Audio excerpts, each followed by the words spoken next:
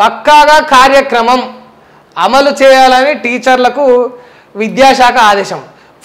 First ఏమవుతుందంటే ఈ టీచర్లు, ఈ గవర్నమెంట్ టీచర్లు ఎవరైతే ఉంటారో, ఈ గౌట్ టీచర్స్,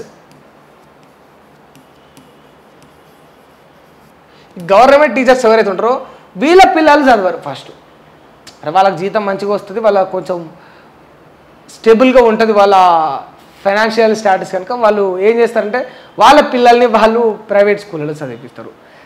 ఊర్లలోకి పోతే మేము చిన్నగా ఉన్నప్పుడు మేము చూస్తుండే, ఎవరైనా మాకు గవర్నమెంట్ టీచర్లు, మేము గవర్నమెంట్ స్కూల్ని చదివినాం, వాళ్ళు వచ్చి ఇట్లనే అడుగుతూ ఉంటే ప్రైవేట్ స్కూళ్ళలో సైలెంట్లో పెట్టబ్బా ఫోన్ వస్తుంది. అయితే ఎవరైనా ఈ గవర్నమెంట్ టీచర్లు మేమంతా కూడా ఇల్లు పోయి గిట్లనే ఒక 10 రోజుల ముందు, ఇక స్కూల్స్ ఓపెన్ అయితే అనగా 10 రోజుల ముందు ఇదొక ప్రోగ్రామ్ పెట్టుకునేది. మన బడి మన ఊరు అని ఒక ప్రోగ్రామ్ పెట్టుకొని తిరిగేది. ఏంది, ఈ ప్రైవేట్ స్కూళ్ళలో ఎవరైతే పిల్లలు చదువుతారో వాళ్ళ ఇంటికి పోతే వాళ్ళంటారు, ఏంది మేడం మా బిడ్డను నువ్వు గవర్నమెంట్ స్కూల్లో చదివిపడ్డాను, నీ బిడ్డ ఎడ చదువుతుంది అనేది వాళ్ళు ఫస్ట్ క్వశ్చన్. నీ బిడ్డ ఎడ చదువుతుంది మేడం అని గవర్నమెంట్ టీచర్కు మా ఊరోళ్ళు క్వశ్చన్ చేసేది. సమాధానం ఉండకపోయేది వాళ్ళకు. గట్లుంటుందమ్మా, మీ ఊరు గురించి మీ మంచి గురించి మేము మంచి పాఠాలు చెప్తలేమంటే మరి మీ బిడ్డను కూడా తెచ్చి మీ పాఠశాలని చదివించుకొని నువ్వు వేడ పాఠాలు చెప్తాడా, నువ్వు మంచిగానే పాఠాలు చెప్తున్నావు కానీ వాళ్ళు రిటర్న్ కౌంటర్ ఇచ్చేది మళ్ళీ. అయితే వాస్తవానికి ఏమైపోయిందంటే గవర్నమెంట్ స్కూళ్ళల్లో మంచిగా పాఠాలు చెప్తాము, గవర్నమెంట్ టీచర్లే పాఠాలు మంచిగా చెప్తారన్న విధంగా ఎప్పుడు కూడా ఈ గవర్నమెంట్ ఉపాధ్యాయురాలు మాట్లాడుతూ ఉంటారు. కానీ వాళ్ళ పిల్లలనే మొట్టమొదట ప్రభుత్వ పాఠశాలలో చదివించడానికి రెడీగా ఉండరు. నెంబర్ 1 ఇది ఫస్ట్. ఈ గవర్నమెంట్ టీచర్సే వాళ్ళ పిల్లల్ని పాఠశాలలో చదివించరు. ఇంకా ముందుకు పోతే అసలు ఈ ఆదేశాలు చేసింది ఏది? ప్రభుత్వం. ఈ ప్రభుత్వం చేసింది. ఇగో ఈడ ఉన్నది కదా ప్రభుత్వం, ఈ ప్రభుత్వం అనగా ఒక రేవంత్ రెడ్డిని అనడం అయితే అది సబబు కాదు. నేను కేసీఆర్ గురించి కూడా చెప్తా. ఆయన కూడా గతంలో ప్రభుత్వ బల్లెల్లో చదవాలని చెప్పిండు. హిమాంశు, ఎవరు మన హిమాంశు ముచ్చట మీకు ఒకసారి రాస్తే క్లియర్గా. గవర్నమెంట్ టీచర్స్,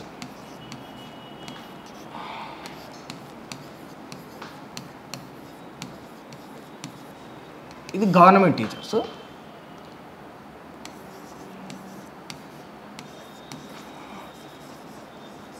గవర్నమెంట్, ఇది గవర్నమెంటు. ఈ గవర్నమెంట్లో కొందరు ఉంటారు, పలువురు నాయకులు, రాసుకుందాం వాళ్ళ పైన. గతంలో కేసీఆర్ ఉండే కనుక కేసీఆర్, ఇప్పుడు ఎవరు ఉన్నారు? రేవంత్ రెడ్డి. రేవంత్ రెడ్డికి 6. మరి గవర్నమెంట్ టీచర్స్ పిల్లలంతా ఏడ చదువుతారా?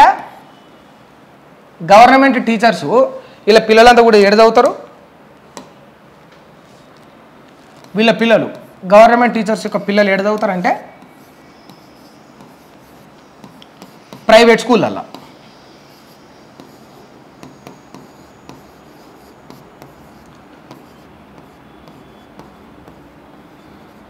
ప్రైవేట్ స్కూల్స్లో చదువుతారు. ఇది తొడిచిపోయింది ముచ్చట. ఈ కేసీఆర్ గారు ఇక కేటీఆర్ గారిని ఏడ చదివించారు? ఇది ప్రైవేట్ స్కూలే. పిఎస్ అనుకుందాం, పిఎస్ అంటే పోలీస్ స్టేషన్ కాదు, ప్రైవేట్ స్కూలు. మళ్ళా హిమాంశు, ఇది కేసీఆర్ కేటీఆర్ రేవంత్ రెడ్డి ముచ్చటే కాదు, మొత్తం ఎంటైర్ ప్రభుత్వం గురించి మాట్లాడుకుందాం. ఎంటైర్ ప్రభుత్వ పాఠశాలలో విద్యను బోధించే ఉపాధ్యాయుల గురించి కూడా మాట్లాడుతున్నాం. ఈయన కూడా ప్రైవేట్ స్కూల్. కేటీఆర్ ప్రైవేట్ స్కూల్లోనే, హిమాంశు ప్రైవేట్ స్కూల్లోనే. ఈయన పేరు ఏ పేరు? రేవంత్ రెడ్డి. ఇక రేవంత్ రెడ్డి డాటర్, ఏమైనా ఐడియా ఉన్నదా రేవంత్ రెడ్డి బిడ్డ పేరు? రేవంత్ రెడ్డి డాటర్.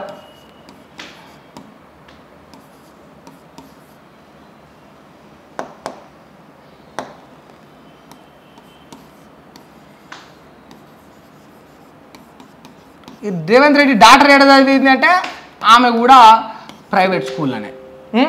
ఇప్పుడు మొన్న మనవడు పుట్టిండు, గ్రాండ్ సన్. ఈ రేవంత్ రెడ్డి గ్రాండ్ సన్ ఏడ చదువుతాడు? ఆయన పేరు ఏదో ఉన్నది. ఇప్పుడు ఆయన కూడా ఆబ్వియస్లీ ఈ ప్రైవేట్ స్కూల్లోనే చదివిస్తారు. మీరు గవర్నమెంట్లో ఉన్నప్పుడు కేసీఆర్ గారు ప్రభుత్వ బల్లె తీర్చిదిద్దింది నేను. తెలంగాణ రాకముందుకు ఎట్లా ఉండే, తెలంగాణ వచ్చినాక ఎట్లా ఉండే, అంత అద్భుతంగా ఉంటే లక్షల కోట్లు ఉంటాయి మీ దగ్గర, మీరు దండిగా దండుకుంటారు, మీ పిల్లల్ని మీరు ఒక ప్రభుత్వ పాఠశాలలో చదివించలేకపోతారు. మొన్న ఒక మిత్రుడు అన్నాడు, అంటే ఈ సందర్భం వచ్చింది కనుక చెప్తా ఉన్నా, ఇది కూడా దీనికి ఇంటర్లింక్ అయ్యే ఉంటుంది. ఏంటంటే నమస్తే తెలంగాణలో ఒక యాడ్ వచ్చింది, యాడ్ కాదు సారీ, ఒక వార్త వచ్చింది. ఏం వచ్చింది? కేసీఆర్ గారు 10 ఏళ్లలో అద్భుతంగా గవర్నమెంట్ హాస్పిటల్ తీర్చిదిద్దిండు, ఆ యొక్క వైద్యం పట్ల ఆయనకున్న చిత్తశుద్ధి అనేది చాలా అద్భుతం అనేది ఒప్పుకోవచ్చు, మెచ్చుకోవచ్చు అని చెప్పేసి నమస్తే తెలంగాణ ఇంత పెద్ద వార్త వేసారు మొత్తం మెయిన్ పేపర్లో. నేనేమన్నా, మరి నిజంగా 10 ఏళ్లలో గవర్నమెంట్ హాస్పిటల్ అంత చక్కగా మీరు తీర్చిదిద్దుంటే మరి ఎందుకు సారు మీ తొంటి తిరిగితే మీరు యశోద హాస్పిటల్కి పోయిర్రు సోమాజిగూడలా అని అడిగితే ఇదే వీడియో చూసి ఒక మిత్రుడు నాకు ఫోన్ చేసి ఏమన్నాడు, మీరు ఎట్లా అడుగుతున్నారు బ్రదర్ అంత సింపుల్గా, ఆయన ఒక ఫెమిలియర్ పర్సన్, ఆయన ఒక ఫేమస్ పర్సనాలిటీ, అటువంటి వ్యక్తి గవర్నమెంట్ హాస్పిటల్కి వస్తే గవర్నమెంట్ హాస్పిటల్ అన్నీ కూడా అల్లకల్లోలం అయితే జనసంద్రం ఎక్కువ అయిపోతుంది అంటే అని అన్నాడు. అంటే ఇక నేను సరే ఇక నువ్వు ఇట్లా అనుకుంటున్నావా అనుకో అన్న, నేను పెద్దగా ఏమనలే వదిలేసిన. వాస్తవానికి అలాంటి ఫేమస్ పర్సనాలిటీస్ చేసింది ఎవడు చేసిండు? నువ్వు చేసినావు. నువ్వు వాడికి ఊడిగం చేసి వాడి జెండా పట్టుకొని వాడి కాళ్ళు మొక్కి వాడికి దండం పెట్టి వాడు మంచి చేసినా చెడు చేసినా స్కామ్ చేసినా డెవలప్మెంట్ చేసినా వాడిని దేవునిలాగా మొక్కేది నువ్వు కాదా? ఫేమస్ పర్సనాలిటీని చేసిందే నువ్వు. సరే నీ లెక్క ప్రకారం చూసుకుందాం, ఫేమస్ పర్సనాలిటీ అనుకుందాం. ఒక్కసారి ఈ కేసీఆర్ అనేట ఆయన గవర్నమెంట్ హాస్పిటల్కి వచ్చింది అనుకో. ఒకసారి కేసీఆర్ అంటే ఆయన ఈ గౌటు హాస్పిటల్కి వస్తే ఒక్కసారి జనసంద్రం మొదలవుతుంది. 2 సార్లు గవర్నమెంట్ హాస్పిటల్కే వచ్చిండు అనుకో, మళ్ళీ గట్లే జనాలు వస్తారు.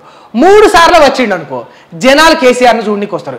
ఈ 10 సార్లు పోతే 11 సరే కేసీఆర్ ఎప్పుడు ఇడికే పోతాడు రా మనోడే మంచిగానే ఉంటాడు అన్నారా?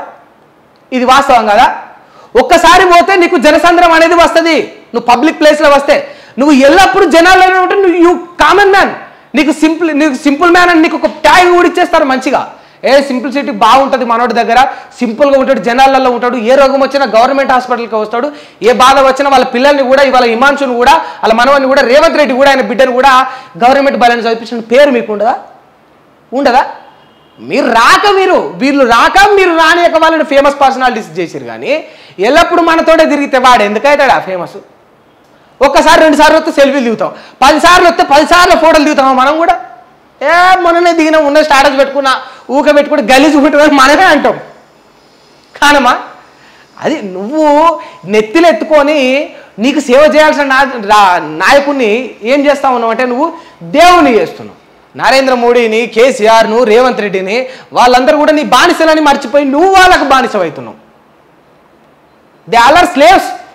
వాళ్ళు మన స్లేవ్స్, వాళ్ళు మన బానిసలు, వాళ్ళు మనకు పని చేయడానికి వచ్చిర్రు. ఇది గుర్తుపెట్టుకో. ఈ మాట తప్పు ఒప్పు కాదు, ఇది వాస్తవం అంతే. మన బానిసలు వాళ్ళు, దండాలు పెట్టి మన ఓట్లు అడుక్కున్నారు వాళ్ళు. ఆ విషయం నువ్వు మర్చిపోతున్నావు.